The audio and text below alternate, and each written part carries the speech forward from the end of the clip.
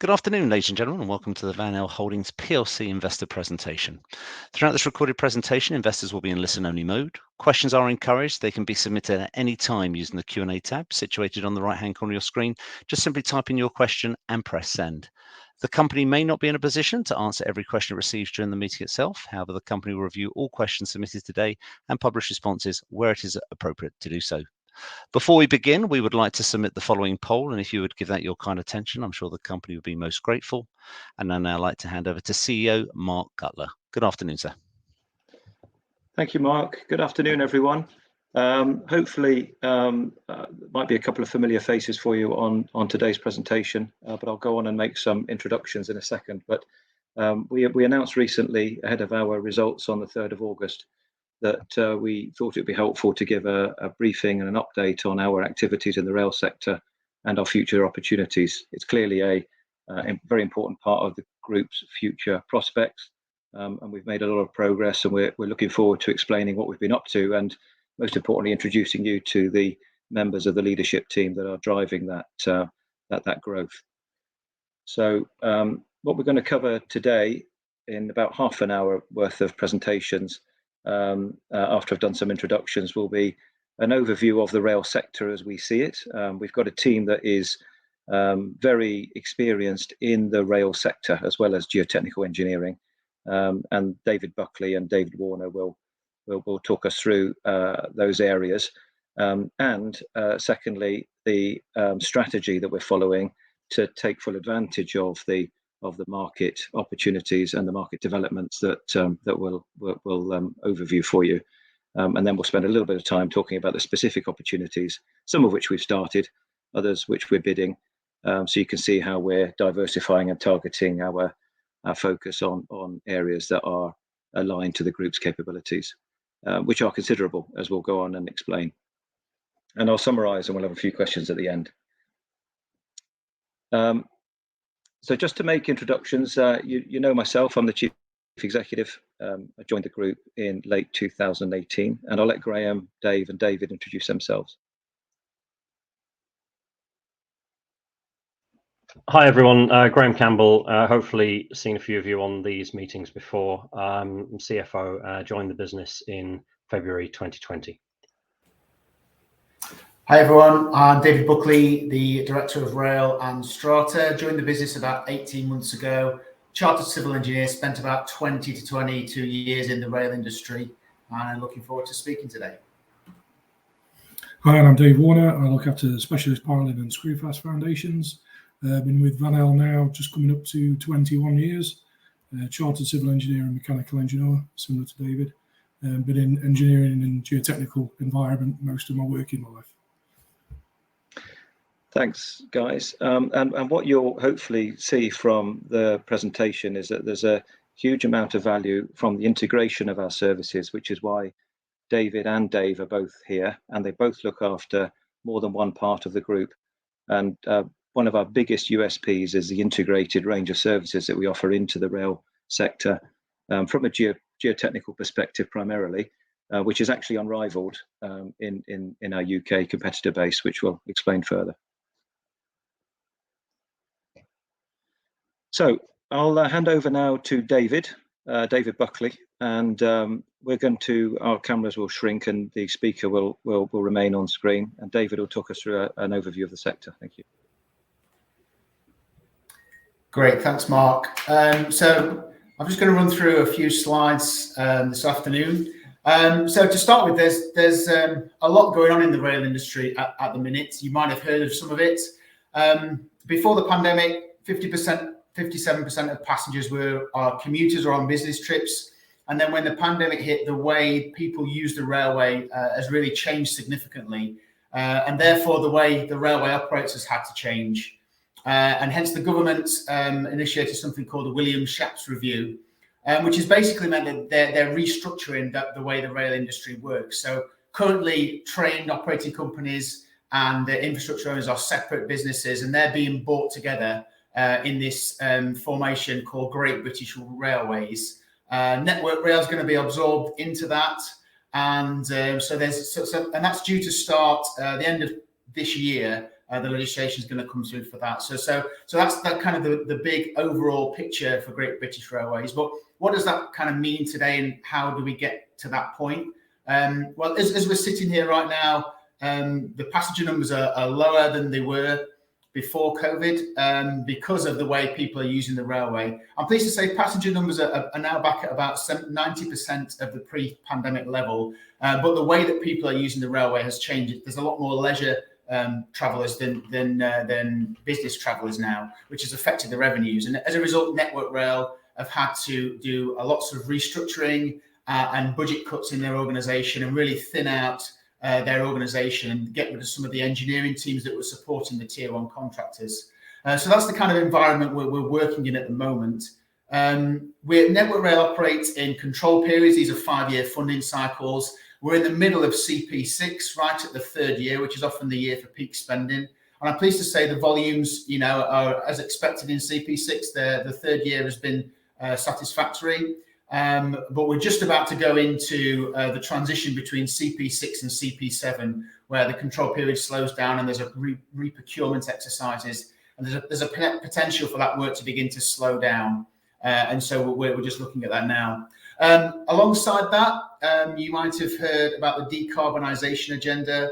The government is committing to net zero in England by 2050 and Scotland by 2045. And the rail industry, lots of diesel trains, is a huge contributor to that. So as part of that, there's been targets set by England to electrify all of the railway by 2040, and that's 14,000 single track kilometres. That's what STK means. And in Scotland, they've actually committed to have all of their lines electrified by 2035, and that's 1,800 single track kilometres. So that's we'll talk a bit more about that later on. Another thing happening is signalling spend. We're currently in a realm where they're converting from analog signalling to digital signalling, and they've committed a lot of spend to that. And I'll talk a bit more about that later on and what that means for Vanel. But there's lots going on, as you can see, and lots of change and lots of developments. So how does Vanel access the rail market? So, Network Rail is our ultimate primary customer for all of the work. And that operates in 5 regions now, over 14 routes, and each region has its own autonomy and budget. And as I mentioned, the funding is provided in 5-year control periods. We're in the middle of CP6 now, and that runs to April 2024. And the spend allocated is 19.1 million over that control period. Now, the vast majority of the work in the control period is all around renewals work. That's primary civils, geotechnicals, track and signalling, renewing the rail network. Previous control periods have been focused on enhancements, but this year, and certainly for the next control period, it's going to continue to be on renewals. The spend generally goes via tier 1 contractors with a combination of national and regional frameworks, and I'll tell you a bit more about those in a minute. Although Network Rail do self-deliver some works themselves in works delivery units in each of the regions.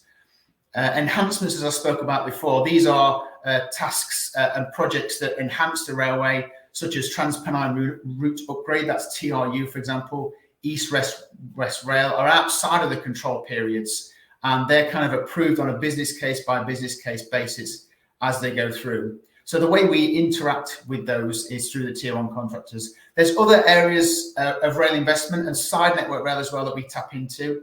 So local authorities are also involved in funding things like station upgrades and local projects where Network Rail partner with a local authority to access funding and the business case is approved to do works.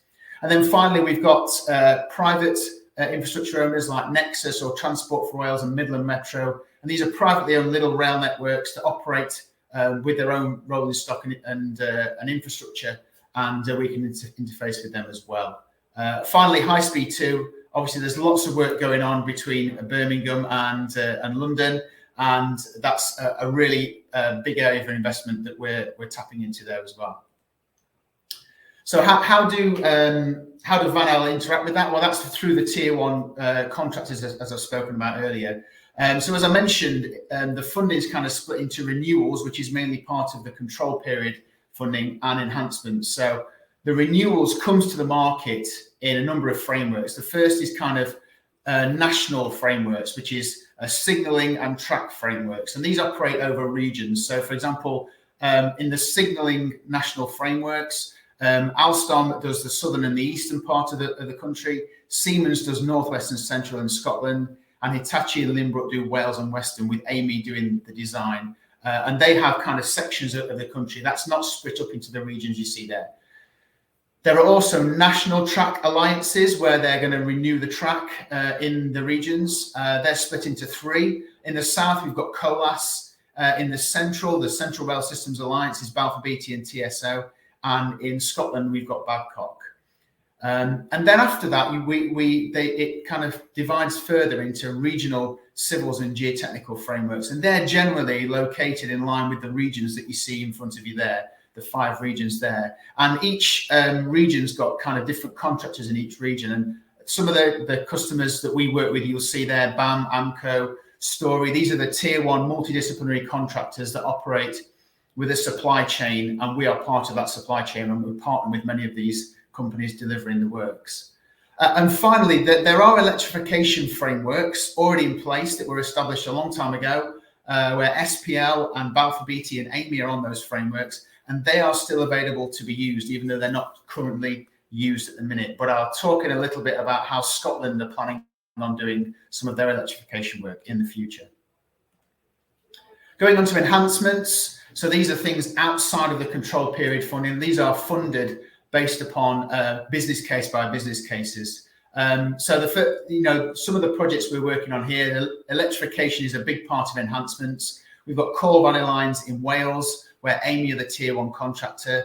Midland Main Line, which is the electrification of the route from London up to Sheffield. I think we're as far as Wigston Junction there. We've been working with SPL, but Balfour Beatty and Amy are also involved in the next phases of that. TRANSPENNINE route upgrade, which is a lot of work going on in the Midlands. That's separated into 2 packages where they're serviced by an alliance. East of Leeds is mainly Volker and Murphy, and then west of Leeds is Amy and BAM. And you might have heard that Van El were part of the piling framework that's been awarded for the TRU West project, which we'll talk about a bit later on as well. And finally, East West Rail is going to be a big enhancement that's coming through as well. That's Lango, Rourke and Volker. We have relationships with all of these tier 1 contractors as we're going through. I spoke about High Speed 2. So how do we interface with High Speed 2? Really on various locations. So we contract with the tier 1 contractors and the JVs, for example, Balfour Beatty Vinci or EKFB, and we deliver packages of work for a lot of the civils JVs. We delivered Curdworth Box, for example, on Birmingham, which was the first foundations and steelwork that went in for HS2. The scale of the piling work is going to increase this year, and we're actually discussing packages of work with BBV and EKFB right now. And these are for structures, embankments, ancillary works. This is kind of heavy piling that we do there, and we're hoping to do more. It's not just the new line itself that's creating opportunities. There's lots of places where the rail interfaces with existing railway lines. And this is where we're really well positioned for that. Obviously, we've got roadway vehicles and general piling rigs as well. And we're really well positioned with both Network Rail and BBV and some of the JV partners. It's worth noting that some of the funding for some of those interfaces, for example, at Crewe Hub, is actually going to come through some of the Network Rail routes, the Northwest and Central region. But we're well positioned with Northwest and Central to access that funding as it comes through. And we're already doing work in Crewe for Siemens, for example. The final part of phase 1 that we're looking at is obviously the rail systems biz, that's for the track and the overhead line and the M&E are being procured right now. And the track's being procured in separate lots. And that's with kind of Balfour Beatty, Ferrovial, BAM, Colas, all of the JVs are bidding for these rail systems bids. And we're talking to them about how we can support their bids. Particular interest for the rail team and for Van El is the overhead catenary systems package, which is a route-wide package. And there's going to be 5 bidders for that. That's Balfour Beatty, Colas, Rapid JV, and China Electrification Railway. So that's 4 bidders. And we're talking to all of them, and we're supporting Balfour Beatty quite closely in the electrification as they do their bids. So that's going to be coming to market later this year. Then moving on to phase 2A and 2B, we've helped with some enabling works around Birmingham and Crewe, and then phase 2B, Strata, our geotechs division, has just submitted a bid for the ground investigation and ground stabilisation works that are happening for phase 2B. And that's a lot of work. There's going to be a framework of ground investigation contractors, which has been a different way of approaching the GI than has done for phase 1. And we've put a bid in for that. So we're looking at that too. So I spoke earlier about electrification because we know that Van has a great history of successful electrification on Great Western, for example. And I mentioned that the decarbonisation strategy is really driving the need for electrification throughout the UK. The government has a target of net zero by 2050, and to achieve that, they need to electrify or provide alternative ways of putting trains on over 14,000 single track kilometres of electrification. So they've published what's called a traction decarbonisation network strategy, which is where that map you can see on the screen is from there. And they've divided the country up into sections where they're going to be able to service them via battery operated trains or hydrogen trains, or actually electrify the lines. And there's 11,700 which are identified as places where they're going to have to electrify to meet the targets. Now, there isn't currently in England a rolling programme of electrification that there was before. That was paused a number of years ago. And electrification is kind of done on a case-by-case basis at the minute. The projects that have currently got Department for Transport approval are TRANSPENNINE route upgrade, which I've spoken about, Midland Main Line. I think we've got funding now all the way up to Sheffield, and the procurement for that exercise is going to come out soon. Wigan to Bolton with Buckingham Group and SPL, who we work with on Midland Main Line, and Core Valley Lines in Wales, which we're doing a lot of work down there with Amy on that. So they're projects that are already have funding approved by the DFT. There's lots of future projects in the pipeline, but there's no firm commitment or funding or target in law to get to that zero emissions and all of that electrification by 2040. All the projects require a business case by business case funding, and it's worth thinking about the fact that before the pandemic, business case approvals were fairly straightforward in that every pound that was invested in rail, £2.40 was returned, whereas now, because the government's having to fund a lot of the railways because of the lower revenues from the passengers, they're now only getting a return of about 80 pence for every pound invested. So really the business case by business case basis is a real challenge at the minute, and driving down the cost of pounds per single track kilometre to get the return investment is really key. And I'm pleased to say we're working really closely with Network Rail and with our tier 1 partners to try and help them reduce the costs of electrification for the industry. In Scotland, they're a little bit further ahead. So they've published a plan to electrify their railway by 2035. So this is a plan that's committed by legislation, which we haven't got in the UK. They've committed to electrifying the whole of their network by 2035, and that's 135 single track kilometres per year. They've already started working towards that goal. They have a clear plan. So the figures you can see on the screen there, everything red will be electrified, everything green will be alternative traction, that's maybe through hydrogen or battery operated trains, and anything in yellow will be a hybrid of the two. So that's where you'll have sections of electrification and sections where it'll run with batteries. I'm pleased to say we've already delivered some piling foundations packages for some of the electrification around Carstairs, which is a really key junction, which opens up the West Coast Main Line into Glasgow and Edinburgh. We've been working for Babcock and the Rail Systems Alliance there. And we're also working with partners like SPL on west of Fife. They've got Scotland have got a really good plan for their electrification, and they're bringing a rolling programme of electrification framework to the market as part of the CP7 procurement that I'll talk about later on. So they have a bit, they obviously don't have as many lines to electrify, but they're certainly further ahead in the process than in the UK. So this graphic here just represents, just to provide kind of a graphic to demonstrate how much we've delivered in the past and how much electrification is going to have to be delivered to achieve those targets. You can see at the peaks of electrification delivery. So on the left-hand side, that graph is showing a number of single track kilometres of electrification delivered in each year. So you can see at its peaks in the 80s and also in 2016 and 17, we're delivering between 500 and 600 single track kilometres per year of electrification. As you can see, there's been a real dip in 2018 onwards, as a lot of the electrification projects were paused.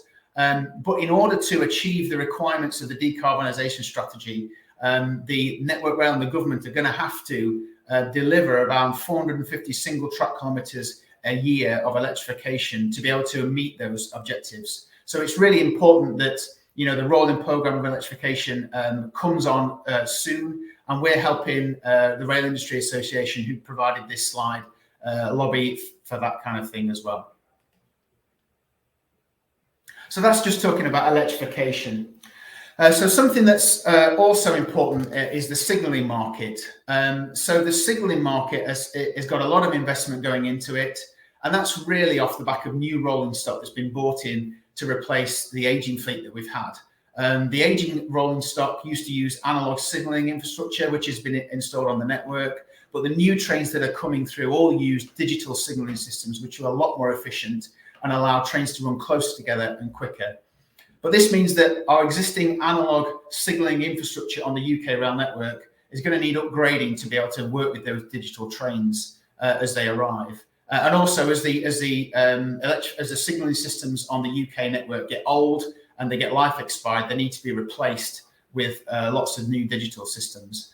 And so the government's published, Network Rail's published a long-term deployment plan and a plan for how they actually do that. And there's already a 2.4 billion of committed spend in CP6, with a plan to continue that into CP7 and beyond, all the way through to CP13, peaking in CP7 and 9. And this is being delivered currently through major and minor framework contractors. So I spoke about them earlier. The major contractors via the renewals frameworks are Siemens, Alstom, Hitachi, Limbrook, and then you've got minor framework contractors which deliver smaller packages of work in signalling, Balfour Beatty and Osborne. And I'm pleased to say that, you know, we are helping a lot of these people, already delivering piling works for a lot of these signalling projects. And now we're helping by combining piling and minor civils in a single package. So we're not chasing minor signalling work just for the signalling projects, but where there's a combination of piling and civils together, for example, for loc bases or for under-track crossings, where we can do the piling and the civils at the same time, then we're providing a USP for that, and that's proven really successful. We're already working at Birmingham New Street with Siemens with that big reconstruction there. That's nearly finished, the signalling at Birmingham New Street. And we also delivered in Derby, the re-signalling in Derby. Oakhampton, you might have heard of Project Speed, and that's the Dartmoor line, which was recently opened. That was the first project to be opened by Project Speed. We've been down there with Limbrook, helping them with their civils and piling work, delivering some screw piles as well down there. And then some of the projects going on from that we're going to roll into and pursue are Port Talbot, which is down in the western region, Farncombe to Petersfield in the south, Cornwall re-signalling, and then Crew Hub in Siemens. All of these are really large, multi-year projects with lots of signalling work that really need the minor civils and the piling capability to follow on from it. So as you can see, the market out, there's lots going on. There's lots of different ways that Van El access the market in the rail industry at this point. So I'll just pass back over to Mark now, just to take us through some of the strategy and the opportunities that we're going to talk about. Thanks, David. That's great. So it's probably worth us just explaining our delivery model. You've heard us refer to the different parts of the company that touch on the rail sector. It's a considerable part of our operations. 4 of our business units operate in rail. General Piling, who are not on this call, Malcolm O'Sullivan, who leads General Piling, which is our big piling arm. Specialist Piling, Rail and Strata have both been mentioned, and underneath Dave and David. And often we work together in an integrated solution, but often as well, the rail business in particular, or Specialist Piling, might be on their own. What we do like, though, is where we can secure the ground investigation work through Strata, and that gets our foot in the door. It involves us in the early engineering solutions, building relationships, and that leads to a much more certain conversion into the sort of main partnership to deliver the wider geotechnical works, which is why Strata's front-end work is so important to our strategic model. And that's why it also reports into David, because we're targeting more of those rail end-to-end opportunities. We formed our rail division, as we call it, only in 2015. It came off the back of the Great Western Programme that David mentioned, where there was a big demand for such services. That's where we started investing in our rail fleet, the yellow Colmar rigs that you'll have seen pictures of. And we've seen a dip since WEP, very much since the time I turned up. There's been a shortage of electrification works, but the group was over dependent on electrification, to be honest. But that's because it had been so buoyant in those years, 2016, 17, and into 18. Since then, we've been busy diversifying, reducing our dependency solely on electrification into the areas that David's just described. And now we've seen 2021, new electrification programs starting to come through, with the Core Valley lines being the first in South Wales, where we've been present now since the early beginnings, delivering the majority of the geotechnical works. We're not in a monopoly there. We are alongside Keltbray. And then the rail division maintains the sector expertise, the rail engineering expertise, the customer relationships. You know, it's steeped in rail engineers as well as geotechnical engineers, and takes the lead on all rail opportunities in the group in terms of our customer relationships. And we bring together then our wider skills, and Dave and David work very closely together to make sure we put integrated teams together with all the various specialist teams that we need. So that integration of our skills is really important. That's just as important as having lots of yellow road rail vehicles and expertise on track. No one else can put the assembly of skills together on track and off track in the way that we can. And there's some good examples coming of where we're doing that today. And also, we've pioneered a lot of engineering advancements in geotechnical work on the railways or next to the railways, including track bed stabilization, which you might have heard us talk about before, where we've got a global capability opportunity there. We haven't found anybody else that does this, and there is international interest in that specialism. And also some of the drilling and complex piling techniques that we can do off-road rail vehicles are unmatched, sometimes even outside the UK, and certainly no one in the UK has got the capability and depth of resource that we've got. So we hold the biggest road rail vehicle fleet dedicated to piling in the UK. I mean, there are big plant suppliers out there, but in terms of piling equipped plant and equipment, we have 17 Colmars. But many of these are now approaching 7-8 years old. Italian technology that we found can be surpassed by UK suppliers and partners, and notably JCB, who we're working in partnership with alongside AP Webb in Stafford to create the next generation of even more powerful machines, of which we've got 5 on order coming during the course of this year. In fact, we announced our first ones last month. So we're in the phase of new investment and even more unique capabilities that's built on the history of where we've come from in the rail sector. And that's brought us up to FY22. Our results are out in a couple of weeks. Revenues are 125 million, as you'll be aware, of which 25 million has been delivered in the rail sector, roughly, in that financial year. So 20% of our revenues are coming from the rail sector in the broadest sense. We expect that to grow. I'm not going to give any specific proportions right now today, but we do expect it to grow, as you can tell from the initiatives we're running with. And of course, it's always been and will be at the upper end of our margin range. David's mentioned our customers. I won't go over those again. They'll be familiar to you by now. Household names, many of them.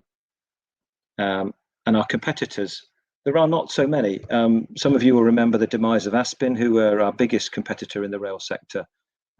They departed the scene 3 years ago. We now compete against a combination of plant hire companies who do a bit of piling, rail contractors who do a bit of piling, and piling contractors who do a bit of rail.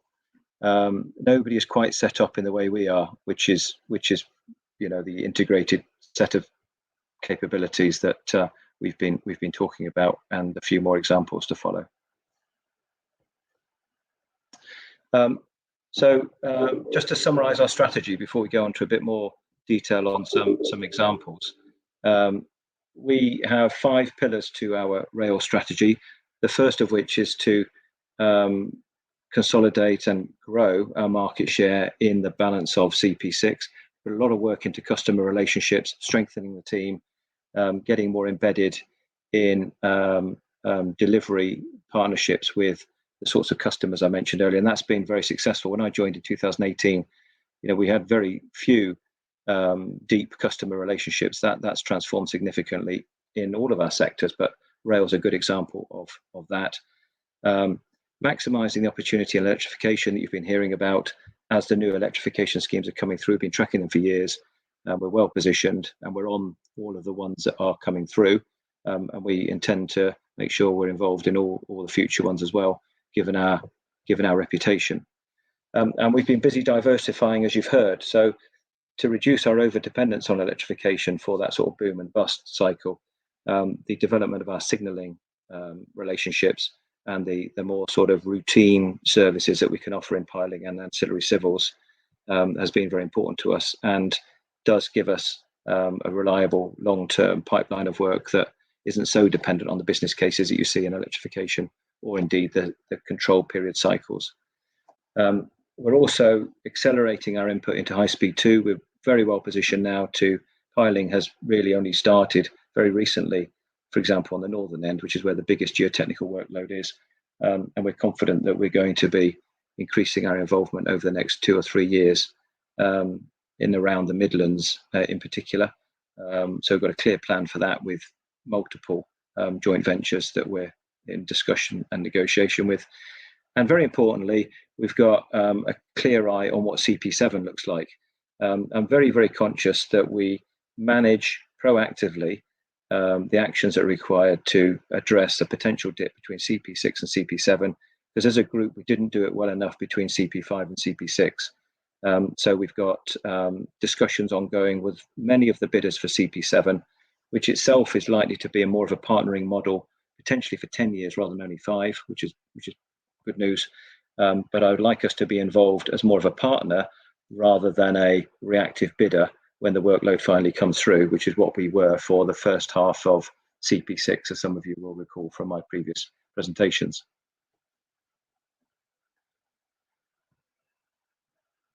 So in summary, our opportunities are in enhancements, where we've discussed several of these. We're just going to give a couple more slides just to finish off. Renewals and stations.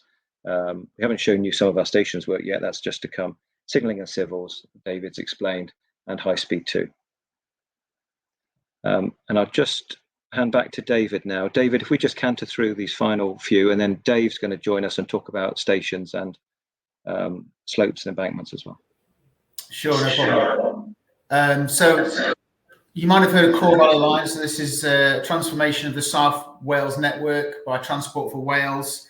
108 miles of electrification, lots and lots of piles going into the ground. This has been enabled by ground investigation. So this is a combination of Strata and the rail division delivering pile foundations for electrification. So Strata have been in and done a lot of GI work to prove the depth of rock, which has enabled foundation types to be unlocked, which has enabled us to be able to go out and do the piling. I'm pleased to say we've been working on the Core Valley Lines for AMI for about a year now, delivering foundations between Raddat and Ponty, which is just the first section. And we're going to roll on from that to do some more of the project. The second phase of that, which was Mark mentioned earlier, you might have seen has come to market recently. That's either going to be through AMI or Balfour Beatty, we expect, who are already well positioned with Transport for Wales. And we do work for both of those, and we're positioned well with both of those customers. So we think there's work down in here in the Core Valley Lines for at least, into 2024 with the work that we've got going there. There's about 20% of the work we've done is already complete, and there's lots more to go at. So I'll just hand over to Dave Warner to take us through TRANSPENNINE Route Upgrade West. Hi, thanks, David. Yeah, so TRANSPENNINE Route Upgrade, it's probably a long time coming. It was announced probably about 10 years ago originally, with a plan to upgrade the infrastructure across the Pennines. The only other alternative being the M62, which comes with its own challenges. So this particular package is interesting to us, predominantly around the skill sets that we can offer.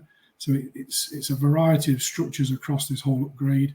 As David mentioned previously, there's electrification work in there, so particularly attractive from an on-track plant perspective. but then also with the structures, new bridges. So it involves the whole suite of specialisms that we can offer, right from early contractor involvement, working on the ground investigation, to coming up with solutions for the various station upgrades, platform upgrades. So it kind of covers all the areas where we really excel.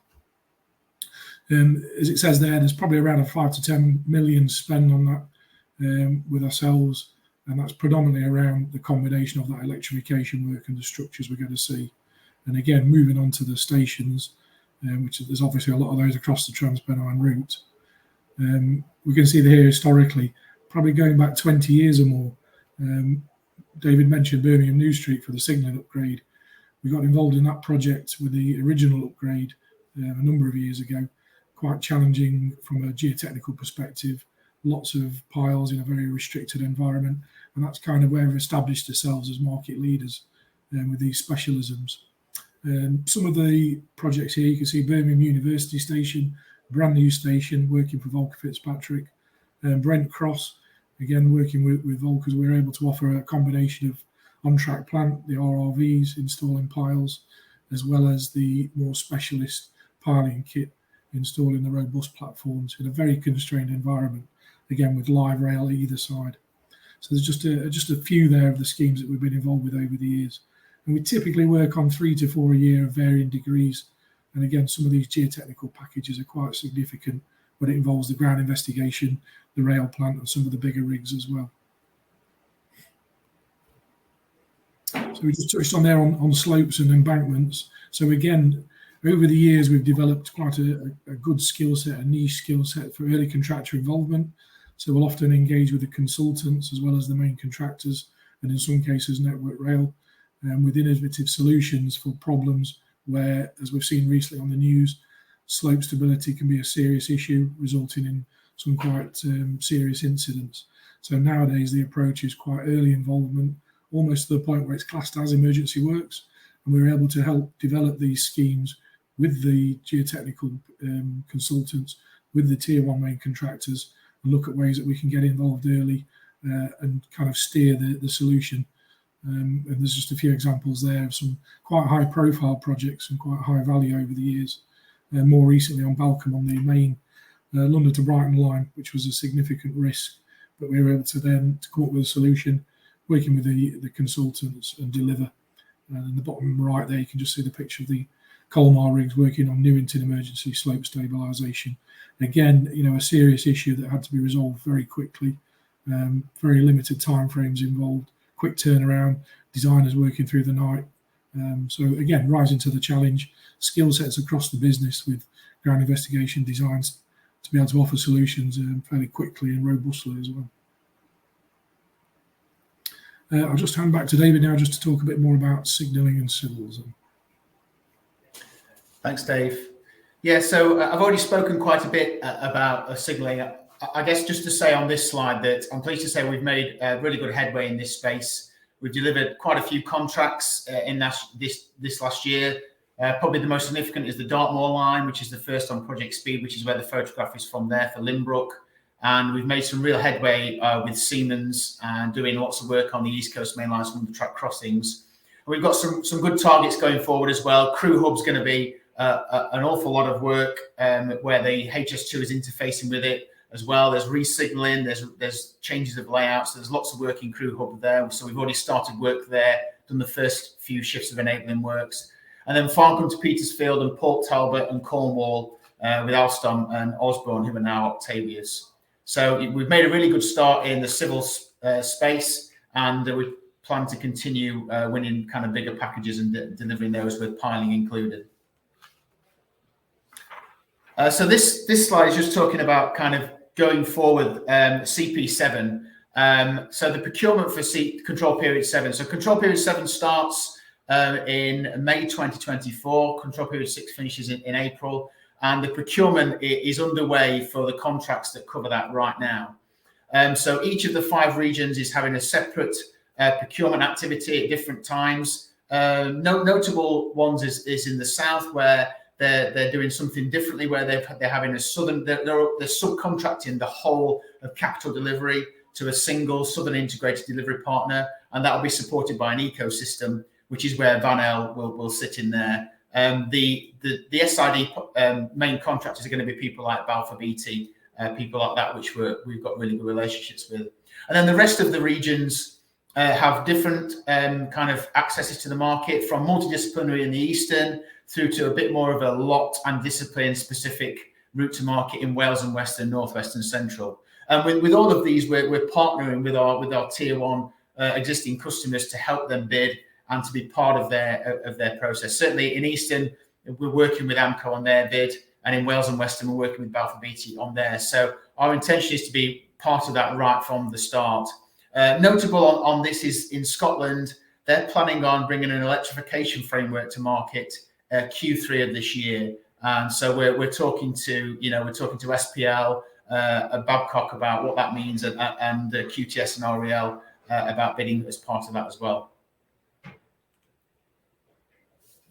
This is just a slide touching on how we're going to meet the demand for all of this. You know, our USP and our success is based on the engineering knowledge that we have, the expertise in piling, the right rig, the right kind of fleet that we've got, and the attachments to go with it, and then the resources that work around that. And you know, we've had a fleet of Kalmars which were bought in 2015.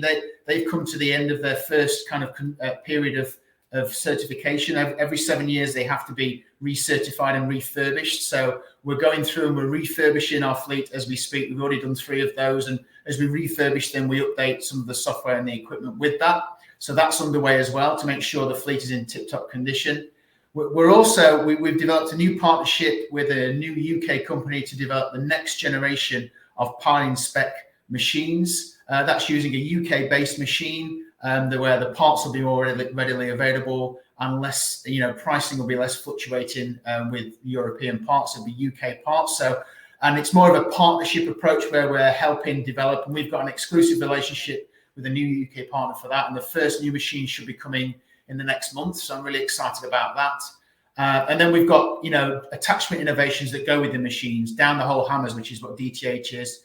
Drill mass, we're the only company in the UK that has Network Rail approval for the Vespa drill mass, which is enabling foundation works on, for example, core valley lines. So everybody's coming to us with that. And we have like a manipulator to help with steel work as well. So that's about the right piling, the right kit. And then the people, obviously we're training the next generation of rail vehicle piling operators. We've got a great apprentice program that we're bringing through as to make sure that when these jobs come through, when the machines are there, we've got the teams to be able to operate them. So Mark, I'll just pass back to you now. Thank you, David and Dave. That brings us to the end. Hopefully that was stimulating. In summary, I'm keen to get across the message that CP6 is in much better shape than it was in the early couple of years. We've got a good pipeline of workload in CP6 coming through now in most regions, with maturing customer relationships after the hard work that's been done on those, and the team improvements that we've made at our end.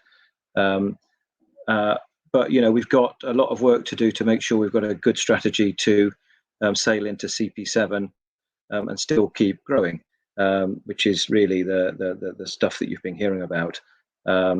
Signalling spend will continue, but we do expect CP7 spend to come under a little bit of pressure because of passenger numbers. So the actions we've been taking are really important. We know that electrification schemes will also hopefully continue to be funded, which is a great opportunity for us. And we've got High Speed 2 as well to make the most of without getting overexposed to it, which it is distorting some of the supply market at the moment. So we've got to be careful we don't commit to too much. But overall, I'm really pleased that we've broadened our capability, diversified, taken several steps in good time before CP7 comes to make sure we've got a balanced business that is increasingly integrated and collaborative in the way it delivers with our customers and internally. That puts us in a much stronger position than we would have been this time in the previous control period. So quite optimistic about the prospects ahead of us. And hopefully you agree with me that the case study of projects that we've delivered are really first class, and nobody's delivering the scale and frequency of projects that we're delivering on the rail sector from a geotechnical point of view. So I feel like we've made good progress. That's great. Mark, David, Dave, thank you very much you. indeed for your presentation. Ladies and gentlemen, please do continue to submit your questions using the Q&A tab situated on the right-hand corner of your screen. Just while the company take a few moments to review those questions submitted already, I'd like to remind you the recording of this presentation, along with a copy of the slides and the published Q&A, can be accessed via your Investor Meet company dashboard. As you can see, investors have submitted a number of questions throughout today's presentation. I wonder if I could hand back to you, Nick, if I may, just ask you to read out the questions and give a response where it's appropriate to do so, and then I'll pick up from you at the end. Perfect. Thank you very much, Mark. Yes, a number of welcome questions throughout the presentation, so thank you everyone who's joined in. We'll run through these on a one-by-one basis. We may not have time to answer all of them this afternoon, but we'll follow up with answers on the platform, as Mark has said. But I'll jump in with the first question from Michael D. How big a market opportunity is the network's transformation from analog to digital signalling? David, do you want to give a view on that? Yeah, sure, no problem. So the signalling market in itself, I mean, Network Rail spent about 0.8 billion in 2021, and that spend is predicted to continue and actually peak in CP 7 to 9. So the actual spend on signalling is going to be very high. There isn't a kind of a set funding agenda for the whole package, because it's got to be released and funded in packages. But we do expect it to be significant and to continue all the way through to CP13. How we access that and our addressable part of that market really depends on the relationships we have with our customers. And I'm pleased to say that's increasing as we go. And it's our intention to kind of increase the size of the packages that we win and deliver as part of that, and as the reputation carries on from there. Not Great. We're not delivering any signalling schemes at all, so we've come some way, quite quick. Yeah, good. Great, thank you. Following up with a question from Simon C. Have you seen the size of the packages of work issued to you by the contractors increase over time? Is there a limit in what they can subcontract out, and why choose you over other competitors? So first part of that question, yes, we have seen bigger packages over time, perhaps as our customers gain more confidence in our broad capabilities and financial strength, and our relationships have matured.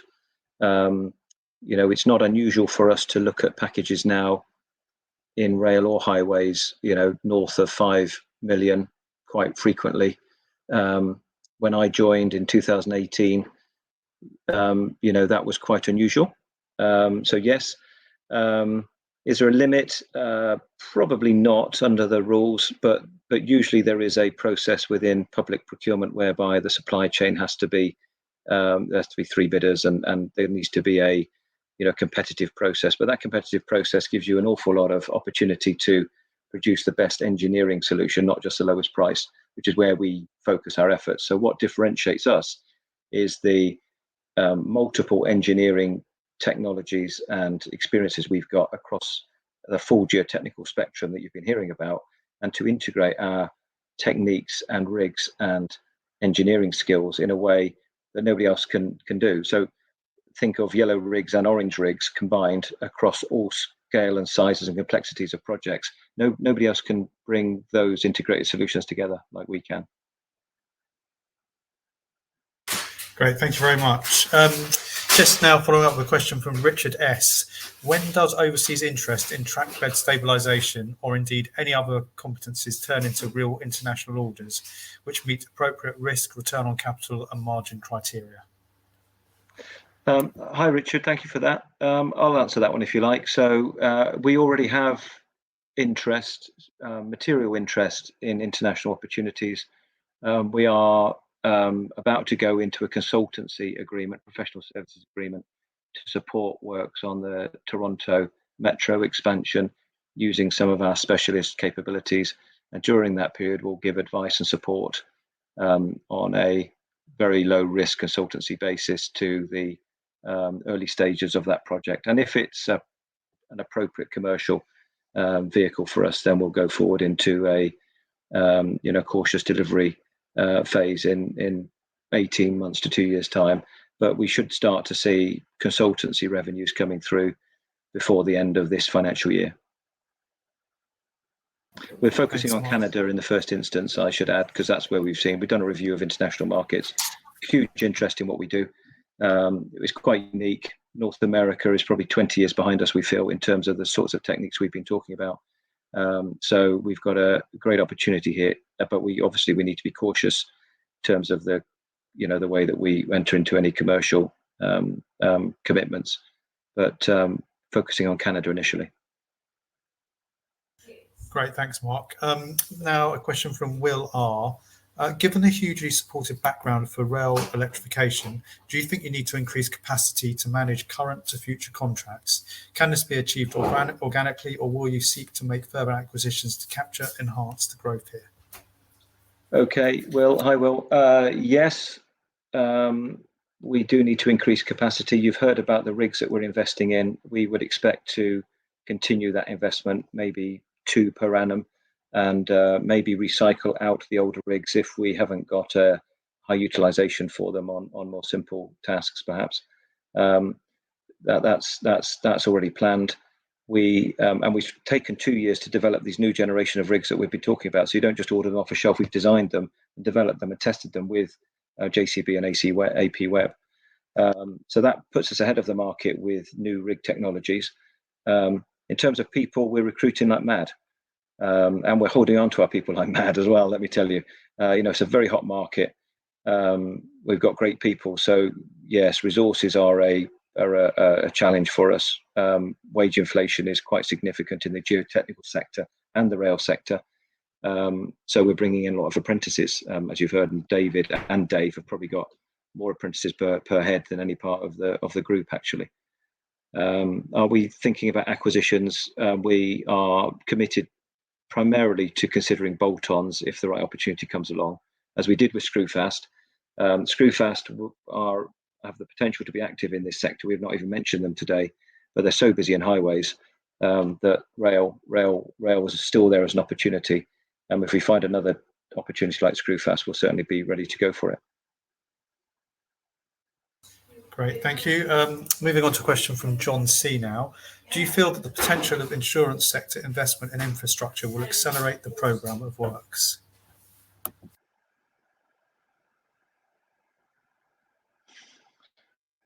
I don't know. That's a good question. Can we take that one away and think about it,